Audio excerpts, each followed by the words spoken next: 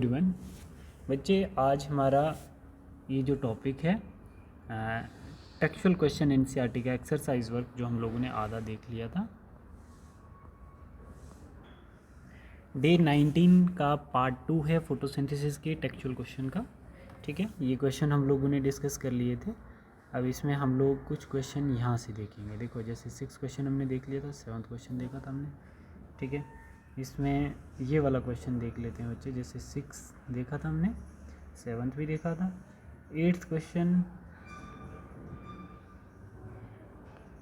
हाँ 8th question देख लेते हैं। देखो 8th क्वेश्चन में क्या बोल रहा है, figure 13.10 show the effect of light on the rate of photosynthesis based on the graph, answer the following question. Eight which point बोल रहा है, एट विच पॉइंट, ये वाला ग्राफ है।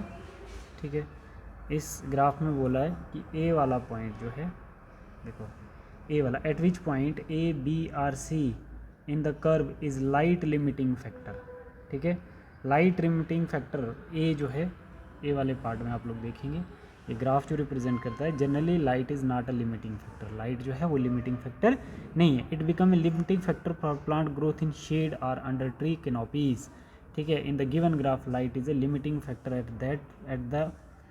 Eight the point where photosynthesis is minimum. Limiting factor क्या होता है बच्चे, जहाँ पर फोटोसिंथेसिस कम होगी। The least value for photosynthesis in region A, hence light is a limiting factor in this region. ठीक है, शेडो वाले एरिया में हम लोग बोल सकते हैं कि लाइट जो होता है वो लिमिटिंग फैक्टर होता है। ठीक है, फिर इसने क्या बताया, सेकंड जो है, what could be the limiting factor in A regions. तो क्या बताएगा इसमें, देखो ए रीजन्स का लिमिटिंग फैक्टर क्या होता है, ये बोल रहा है light is a limiting factor in A regions, water temperature and concentration of carbon dioxide could also limiting factor in the regions. ठीक, सी क्या बोल रहा है, डी पॉइंट क्या है, represent the optimum point. But question क्या है आपका डी पॉइंट का, ये वाला जो, what do C and D represent on curve. C और डी जो है वो कर्व में क्या रिप्रेजेंट कर रहे हैं।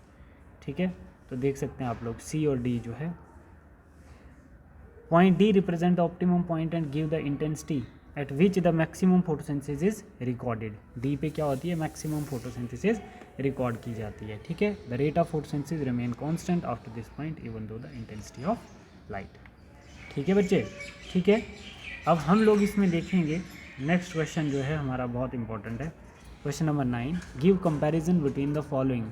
कंपैरिजन देखना हमने, जैसे एक बच्चा क्वेश्चन भी पूछ रहा था मुझे, क्वेश्चन क्या पूछ रहा था सर, रुबिस्को एंजाइम के बारे में पूछ रहा था। C3 और C4 में क्या डिफरेंस होता है, जैसे C3 पाथवे और C4 pathway. The primary acceptor of CO2 is RUBP। क्या है, RUB। The primary acceptor of CO2 is is phosphoenol, जिसको हम लोग क्या बोलते हैं, PEP, पेपकेस बोलते हैं उसको। ठीक है बच्चे, देखो नेक्स्ट क्या बोल रहा है इसमें, the first stable product three phosphoglycerate C3 cycle में, the first stable product is oxaloacetic acid. भाई ये क्वेश्चन बनते हैं बहुत सारे, इधर से याद रखना आप लोगों ने। It occurs only in the mesophyll cells. C3 cycle mesophyll cell में कंप्लीट होता है, ये 2 सेल में, mesophyll and bundle sheath cell.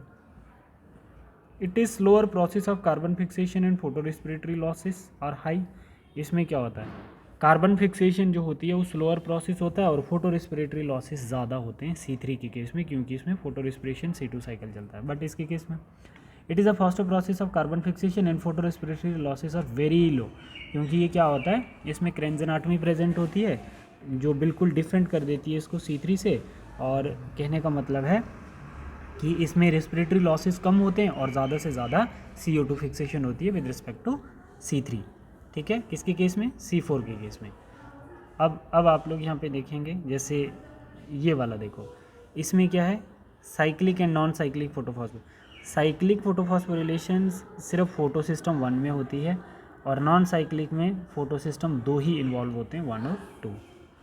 इसके केस में it involve only in the synthesis of ATP। इसके केस में सिर्फ ATP सिंथेसिस होती है, it involve in the synthesis of ATP and NADPH। ठीक है, नेक्स्ट पॉइंट है, in the process photolysis of water, in the process photolysis of water does not occur, there oxygen is not produce. इसमें क्या होता है बच्चे, इसमें photolysis of water नहीं प्रेजेंट होती है। ठीक है, जिससे ऑक्सीजन इवॉल्व होती है। ठीक है, तो इसीलिए ऑक्सीजन इवॉल्व नहीं होती है।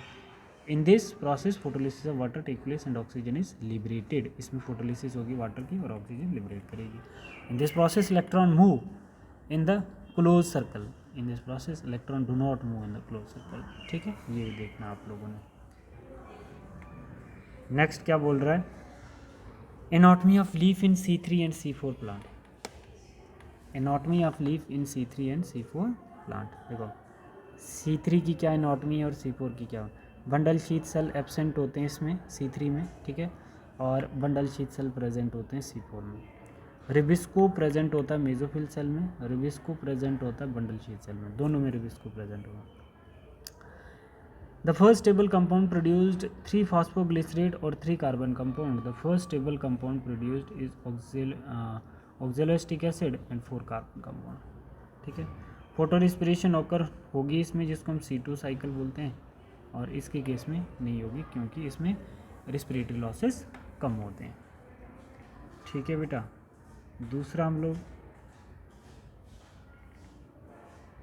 ये थे हमारे कुछ इसके इम्पोर्टेंट क्वेश्चन जो आपने करने थे। ठीक, तो अच्छे से आप लोग देखें। जैसे 6 क्वेश्चन है आपका, why the colour of leaf kept in dark frequently yellow और pale greens, which pigment do think is more stable. ठीक है, एक बार इसको भी रीड करना बच्चे। ठीक है, chlorophyll A molecule act as एंटीनो molecule, क्यों, ऐसा क्यों होता है। ठीक है, ये जैसे हमने पहले भी डिस्कस किया था, rubisco is an enzyme that act both carboxylation and oxygenation. ठीक है, why do we think rubisco carries out more carboxylation in C4 plant. तो ये कुछ क्वेश्चन हैं जो आप लोगों को याद करने हैं। ठीक है, अच्छे से आप लोग रिवाइज करें, है ना, उनके कुछ बेसिक इंपॉर्टेंट कॉन्सेप्ट निकालें। फर्स्ट स्टेबल प्रोडक्ट क्या होता है ना, फिर मैलिक एसिड कहाँ बनता है। अच्छा, फिर उसके बाद आप देखोगे केल्विन साइकिल C4 साइकिल में कहाँ चलता है, ये PYQ बहुत सारे पूछे जाते हैं। ठीक है, अच्छा, फिर एंजाइम रुबिस्को कहाँ होता है, पेप्केस कहाँ होता है। जैसे आपके पास मेसोफिल सेल है और बंडल शीथ सेल है, तो आपको कोई पूछे कि इनमें पेप्केस मेसोफिल सेल में होता है और बंडल शीथ सेल में रुबिस्को होता है। ठीक है, तो ऐसे करके आपने इसको रिवाइज करना है। ठीक है बच्चे, थैंक यू।